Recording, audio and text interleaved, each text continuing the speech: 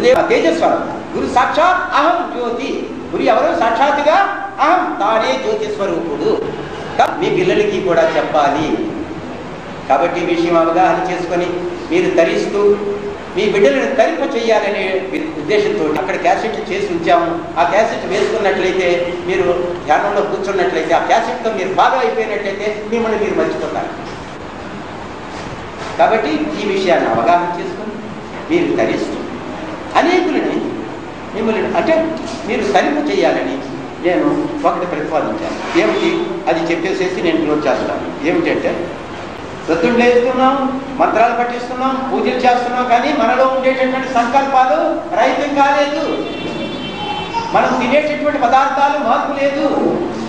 మనం తలంచేటటువంటి ఊహల్లో ఏ మార్పులు కూడా జరగడం లేదు.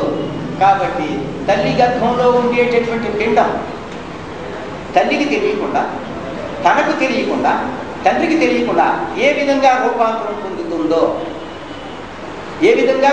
పొందుతుందో అది ఒక సృష్టికర్తకి తెలుసుకున్నాం. అందుచేతనే ఆ సృష్టికర్తలోని విషయాలు మన ధ్యానంలో జరుగుతుంది. కాబట్టి ఈ విషయం గుణారాధన అనేటటువంటి దివ్యనాథం ఎవరైతే పట్టించుకుంటారో, ఈ కాలం మనకు ఒకప్పుడు గాయత్రి మంత్రం ఉంది, మరొకప్పుడు పంచాక్షరి మంత్రం ఉంది, మరొకప్పుడు అష్టాక్షరి మంత్రం ఉంది. ఇలాగే చెప్పేసి వెళ్ళిపోతూ ఉంటాడు.